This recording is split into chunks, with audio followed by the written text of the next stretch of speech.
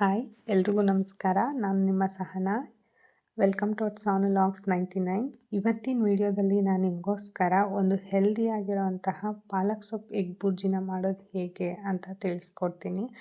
ಜನರಲಾಗಿ ನಾವು ಬರೀ ಎಗ್ನ ಯೂಸ್ ಮಾಡಿಕೊಂಡು ಎಗ್ ಬುರ್ಜಿ ಮಾಡೋದನ್ನು ನೋಡಿರ್ತೀವಿ, ಅಥವಾ ಎಗ್ ಜೊತೆಗೆ ಸ್ವಲ್ಪ ನುಗ್ಗೆ ಸೊಪ್ಪನ್ನು ಕೂಡ ಯೂಸ್ ಮಾಡಿಕೊಂಡು ಎಗ್ ಬುರ್ಜಿಯನ್ನು ಮಾಡ್ತಾರೆ.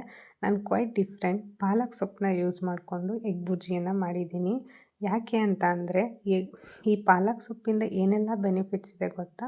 It is rich in iron, vitamin K, potassium, fibres and it is very helpful for the weight loss. ಪಾಲಕ್ ಸೊಪ್ಪಿನಲ್ಲಿ ಐರನ್ ಇರೋದ್ರಿಂದ ನಮ್ಮ ದೇಹದಲ್ಲಿ ಬ್ಲಡ್ ಜಾಸ್ತಿ ಆಗೋಕ್ಕೆ ಹೆಲ್ಪ್ ಮಾಡುತ್ತೆ. ವಿಟಮಿನ್ ಕೆ ಇರೋದ್ರಿಂದ ಬೋನ್ಸ್ ಸ್ಟ್ರಾಂಗ್ ಆಗುತ್ತೆ. ವಿಟಮಿನ್ಸ್, ಫೈಬರ್ಸ್ ಇರೋದ್ರಿಂದ ನಮ್ಮ ಡೈಜೆಷನ್ಗೆ ಕೂಡ ಹೆಲ್ಪ್ ಮಾಡುತ್ತೆ. ಮತ್ತು ಇದನ್ನು ಒಂದು ಇಮ್ಯುನಿಟಿ ಬೂಸ್ಟರ್ ಅಂತ ಕೂಡ ಕರೀತಾರೆ. ಇದು ಒಂದು ಒಳ್ಳೆ ಆ್ಯಂಟಿ ಆಕ್ಸಿಡೆಂಟ್ ಕೂಡ ಹೌದು. ಇಷ್ಟೆಲ್ಲ ಬೆನಿಫಿಟ್ಸ್ ಇದೆ ಪಾಲಕ್ ಸೊಪ್ಪಿಂದ. ಮೊದಲಿಗೆ ನಾನು 1ರಿಂದ 2 ಸಾರಿ ಉಪ್ಪನ್ನ ಹಾಕ್ಕೊಂಡು ಸ್ವಲ್ಪ ನೀಟಾಗಿ 2 ಕಷ್ಟು ಆಗುವಷ್ಟು ಪಾಲಕ್ ಸೊಪ್ಪನ್ನು ತೊಗೊಂಡು ತೊಳ್ಕೊಂಡು ಇಟ್ಕೊಂಡಿದ್ದೆ.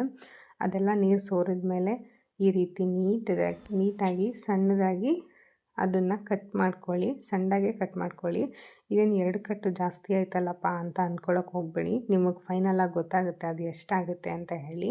2 ಕಟ್ಟಾಗೆ ನಾನು ಇಲ್ಲಿ 2 ದಪ್ಪ ಸೈಜಿಂದು ಈರುಳ್ಳಿನ ತಗೊಂಡು ಅದನ್ನು ಸಣ್ಣದಾಗಿ ಅದನ್ನು ಹೆಚ್ಚಿಟ್ಕೊಂಡಿದ್ದೀನಿ. ಮತ್ತು 5ರಿಂದ 6 ಹಸಿರು ಮೆಣಸಿನ್ಕಾಯಿ ಕೂಡ ಕಟ್ ಮಾಡ್ಕೊಂಡಿದ್ದೀನಿ. ಮತ್ತು ಸ್ವಲ್ಪ ಕೊತ್ತಂಬರಿ ಸೊಪ್ಪು, ಒಂದು 4 ಮೊಟ್ಟೆನ ತೊಗೊಂಡಿದ್ದೀನಿ. ಹಾಗೆ ಸ್ವಲ್ಪ ಮೆಣಸನ್ನು ಕೂಡ ಪುಡಿ ಮಾಡಿ ಇಟ್ಕೊಂಡಿದ್ದೀನಿ. ಮೊದಲಿಗೆ ಒಂದು ಬಾಣಲಿನ ಇಟ್ಕೊಂಡು ಅದು ಸ್ವಲ್ಪ ಬಿಸಿಯಾಗಿದೆ ಅಂತ ಅನಿಸಿದ್ಮೇಲೆ 3ರಿಂದ 4 ಸ್ಪೂನ್ ಆಗುವಷ್ಟು ಅಡುಗೆ ಎಣ್ಣೆನ ಯೂಸ್ ಮಾಡಿ. ನೀವು ಯಾವುದು ಅಡುಗೆ ಎಣ್ಣೆ ಯೂಸ್ ಮಾಡ್ತೀರೋ ಅದನ್ನು ನೀವು ತಗೊಳ್ಳಿ, ಏನು ಪ್ರಾಬ್ಲಮ್ ಇಲ್ಲ. ಎಣ್ಣೆ ಸ್ವಲ್ಪ ಬಿಸಿ ಆಗಲಿ. ಬಿಸಿ ಆದಮೇಲೆ ನೀವು ಸಣ್ಣದಾಗಿ ಹಚ್ಚಿಟ್ಕೊಂಡಿದ್ದಂತಹ ಹಸಿರು ಮೆಣಸಿನ್ಕಾಯಿನ ಎಣ್ಣೆಗೆ ಹಾಕಿ ಅದನ್ನು ನಿಧಾನಕ್ಕೆ ಫ್ರೈ ಮಾಡ್ಕೊಳ್ಳಿ.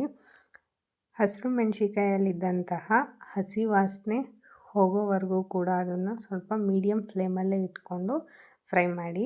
ಅದಾದ ನಂತರ ನಾವು ಹೆಚ್ಚಿಟ್ಕೊಂಡಿದ್ದಂತಹ 2 ದಪ್ಪ ಸೈಜಿನ ಈರುಳ್ಳಿ ಕೂಡ ಅದನ್ನು ಮೆಣಸಿನ್ಕಾಯಿ ಜೊತೆಗೆ ಹಾಕ್ಕೊಂಡು ಫ್ರೈ ಮಾಡಿ.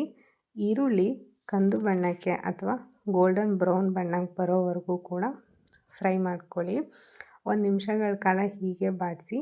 ಅದಾದಮೇಲೆ ಅದಕ್ಕೆ ರುಚಿಗೆ ಎಷ್ಟು ಬೇಕು ಅಷ್ಟು ಉಪ್ಪನ್ನು ಸೇರಿಸ್ಕೊಂಡು ಮತ್ತೆ ಅದನ್ನು 1-2 ನಿಮಿಷಗಳ ಕಾಲ ಮೀಡಿಯಮ್ ಫ್ಲೇಮ್ನಲ್ಲೇ ಹುರ್ಕೊಳ್ಳಿ. ಅದು ಆವಾಗ ಗೋಲ್ಡನ್ ಬ್ರೌನ್ ಕಲರ್ಗೆ ಟರ್ನ್ ಆಗುತ್ತೆ. ನಂತರ ಅದಕ್ಕೆ ನಾವು ಹೆಚ್ಚಿಟ್ಕೊಂಡಿದ್ವಿ ಅಲ್ವಾ, 2 ಕಟ್ಟಾಗುವಷ್ಟು ಸಣ್ಣದಾಗಿ ತೊಳೆದು ಕಟ್ ಮಾಡಿ ಇಟ್ಕೊಂಡಿದ್ದಂತಹ ಪಾಲಕ್ ಸೊಪ್ಪನ್ನ ಈ ಈರುಳ್ಳಿ ಮಿಶ್ರಣಕ್ಕೆ ಸೇರಿಸ್ಕೊಳ್ಳಿ. ಇದೇನು ಇಷ್ಟೊಂದು ಆಯಿತು ಅಂತ ಅಂದ್ಕೋಬೇಡಿ. ಸ್ವಲ್ಪ ಅದೆಲ್ಲ ಬೆಂದಮೇಲೆ ತುಂಬ ಕಡಿಮೆನೇ ಆಗುತ್ತೆ. ಈಗ ಫುಲ್ ಇದೆ ಅಲ್ವಾ, ಅದು 1/4 ಭಾಗ ಅಷ್ಟೇ ಆಗುತ್ತೆ. ಈ ರೀತಿ ನೀಟಾಗಿ ಸೊಪ್ಪೆಲ್ಲ ತಿರುಗಿಸ್ಬಿಟ್ಟು ಒಂದು ಸಾರಿ ಅದನ್ನು ಬೇಯೋದಕ್ಕೆ ಬಿಟ್ಬಿಡಿ. ಇದು 1 ನಿಮಿಷ ಆದಮೇಲೆ ಇಷ್ಟು ಕಡಿಮೆ ಆಗಿದೆ. ನಾವು ಇದೇ ರೀತಿ ಓವರಾಲ್ ಇದನ್ನ ಮಾಡೋದಕ್ಕೆ ಒಂದು 20 ನಿಮಿಷ ಬೇಕಾಗ್ಬೋದು. ಅದೆಲ್ಲವೂ ಕೂಡ ನೀಟಾಗಿ ಮೀಡಿಯಮ್ ಫ್ಲೇಮ್ನಲ್ಲಿ ಅದು ಫುಲ್ ಫ್ರೈ ಆಗೋದಕ್ಕೆ. ನೀವು ನೋಡ್ತಿರ್ಬೋದು ಈಗ ಆಲ್ರೆಡಿ ಕಡಿಮೆ ಆಗಿದೆ. ಸ್ವಲ್ಪ ಹೊತ್ತು ಲಿಡ್ನ ಕ್ಲೋಸ್ ಮಾಡಿ ಇಟ್ಬಿಡಿ. ಒಂದು 10 ನಿಮಿಷ ಆದಮೇಲೆ ಲಿಡ್ನ ಓಪನ್ ಮಾಡಿ ನೋಡಿ ನೀವೇ ಫುಲ್ ಇದ್ದಂತಹ ಪಾಲಕ್ ಸೊಪ್ಪು ಇವಾಗ ಜಸ್ಟ್ 1/4 ಭಾಗದಷ್ಟು ಅಷ್ಟೇ ಉಳ್ಕೊಂಡಿದೆ. ಮತ್ತು ಇನ್ನೊಂದೇನಪ್ಪ ಅಂದರೆ ಪಾಲಕ್ ಸೊಪ್ಪಲ್ಲಿ ಸ್ವಲ್ಪ ನೀರಿನಂಶ ಜಾಸ್ತಿ ಇರೋದ್ರಿಂದ ಅದು ಸ್ವಲ್ಪ ನೀರನ್ನು ಬಿಟ್ಕೊಳ್ಳುತ್ತೆ. ಅದರಿಂದ ಏನೂ ಪ್ರಾಬ್ಲಮ್ ಇಲ್ಲ. ನಿಮಗೇನಾದರೂ ನೀರು ಬೇಡ ಅಂತ ಅಂದರೆ ಅದನ್ನು ತೆಗೆದುಬಿಡಿ, ಅಥವಾ ಆಮೇಲೆ ಕೂಡ ತೆಗಿತೀನಿ ಅಂದರೂ ಏನೂ ಪ್ರಾಬ್ಲಮ್ ಇಲ್ಲ. ಹೀಗೆ ಇನ್ನೊಂದು ಸಾರಿ ಅದನ್ನು ನೀಟಾಗಿ ತಿರುಗಿಸ್ಕೊಂಡು ಕೆಳಗಡೆ ಇದ್ದಿದ್ದೆಲ್ಲ ಮೇಲೆ ಬರೋ ಥರ ಫ್ರೈ ಮಾಡ್ಕೊಳ್ಳಿ.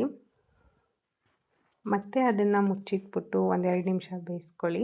ನಂತರ ಅದೇ ಬಾಣಲಿಯಲ್ಲಿ ಮಧ್ಯದಲ್ಲಿ ಸ್ವಲ್ಪ ಜಾಗನ ಮಾಡಿಕೊಂಡು ನಾನು ಆವಾಗಲೇ ತೋರಿಸಿದಂತಹ 4 ಮೊಟ್ಟೆನೂ ಕೂಡ ಒಡೆದು ಮಧ್ಯಭಾಗಕ್ಕೆ ಹೀಗೆ ಒಂದಾದ್ಮೇಲೆ ಒಂದು 4 ಮೊಟ್ಟೆನೂ ಕೂಡ ಸೊಪ್ಪೊಳಗಡೆ ಸೇರಿಸ್ಕೊಳ್ಳಿ.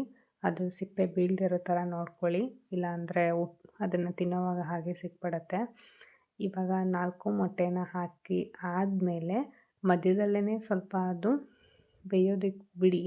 ಒಂದು 15 ಸೆಕೆಂಡ್ ಅಥವಾ 1 ನಿಮಿಷ ಆದಮೇಲೆ ಅದನ್ನ ನೀವು ತಿರುಗಿಸಿ ಅದು ಸ್ವಲ್ಪ ಬೆಂದಿರುತ್ತೆ. ಹೀಗೆ ಮಾಡ್ತಾಯಿರಿ. ಅದು ಸ್ವಲ್ಪ ಫುಲ್ ಡ್ರೈ ಆಗಿದೆ ಅಂತ ಅಂದಮೇಲೆ ಫುಲ್ ಅದನ್ನು ಸೊಪ್ಪಿನ ಜೊತೆ ಮಿಕ್ಸ್ ಮಾಡ್ಕೊಳ್ಳೋರಂತೆ.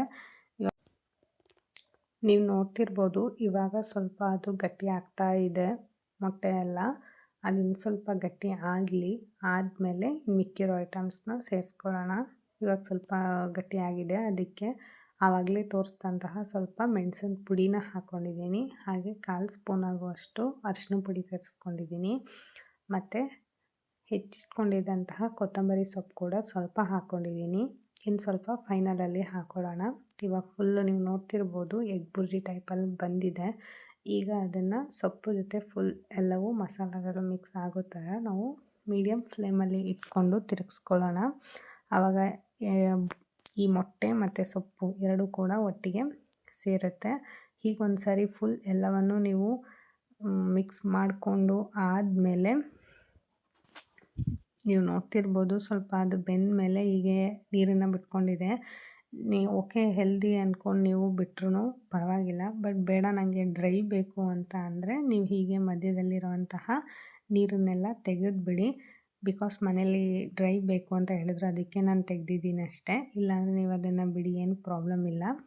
ಇಲ್ಲ ನೀವು ಸೊಪ್ಪನ್ನು ಬೇಯಿಸಿದಾಗ ನೀರು ಬರುತ್ತಲ್ವ, ಆವಾಗಲೇ ತೆಗೆದುಬಿಡಿ, ಪರವಾಗಿಲ್ಲ. ಮೊಟ್ಟೆ ಹಾಕಿದ್ಮೇಲೆ ತೆಗಿಯೋಕ್ಕೆ ಹೋಗ್ಬಿಡಿ. ಇವಾಗ ಫುಲ್ಲು ಅದು ಡ್ರೈ ಆದಮೇಲೆ ಉಳಿಸ್ಕೊಂಡಿದ್ದಂತಹ ಕೊತ್ತಂಬರಿ ಸೊಪ್ಪು ಕೂಡ ಹಾಕ್ಕೊಂಡಿದ್ದೀನಿ. ಸಪ್ಪೆ ಆದರೆ ಇನ್ನು ಸ್ವಲ್ಪ ಉಪ್ಪು ಹಾಕ್ಕೊಳ್ಳಿ, ಇಲ್ಲಾಂದರೆ ಸಾಕು. ತುಂಬಾ ಟೇಸ್ಟು ಚೆನ್ನಾಗಿರೋವಂತಹ ಒಂದು ಪಾಲಕ್ ಸೊಪ್ಪಿಂದ ಹೆಲ್ದಿಯಾಗಿರೋವಂತಹ immunity booster egg bhurji ready ಆಗುತ್ತೆ. ಇಷ್ಟ ಆದಮೇಲೆ ಇದು ಸ್ವಲ್ಪ ಡಿಫ್ರೆಂಟಾಗಿ ಇತ್ತು ಎಗ್ ಬುರ್ಜಿ ಅಂತ ಅನ್ಕೋತೀನಿ. ನೀವು ಕೂಡ ಒಂದು ಸಾರಿ ಟ್ರೈ ಮಾಡಿ. ಹೀಗೆ ಲಿಡ್ಡನ್ನು ಕ್ಲೋಸ್ ಮಾಡಿ 1 ನಿಮಿಷ ಹಾಗೆ ಬಿಟ್ಬಿಡಿ, ಅದು ಫುಲ್ ಡ್ರೈ ಆಗುತ್ತೆ. ಇವಾಗ ನೀವು ನೋಡ್ತಿರ್ಬೋದು ಅದು ಎಷ್ಟು ಚೆನ್ನಾಗಿ ಕಾಣಿಸ್ತಿದೆ ಅಂತ. ತಿನ್ನೋಕ್ಕೂ ಕೂಡ ತುಂಬಾ ಟೇಸ್ಟ್ಫುಲ್ ಆಗಿತ್ತು. ಇದೇ ರೀತಿ ಡಿಫ್ರೆಂಟ್ ಆಗಿರೋಂತಹ ಕಿಚನ್ ವಿಡಿಯೋಗೋಸ್ಕರ ನನ್ನ ಚಾನಲ್ನ ಸಬ್ಸ್ಕ್ರೈಬ್ ಮಾಡ್ಕೊಳ್ಳೋದನ್ನು ಮರಿಬೇಡಿ. ಹಾಗೆ ಲೈಕ್ ಮಾಡಿ, ಶೇರ್ ಮಾಡಿ. ಹೊಸದಾದ ಕಿಚನ್ ವಿಡಿಯೋದೊಂದಿಗೆ ಮತ್ತೆ ಸಿಗೋಣ. ಪೂರ್ತಿ ವಿಡಿಯೋನ ನೋಡಿದ್ದಕ್ಕಾಗಿ ಧನ್ಯವಾದಗಳು.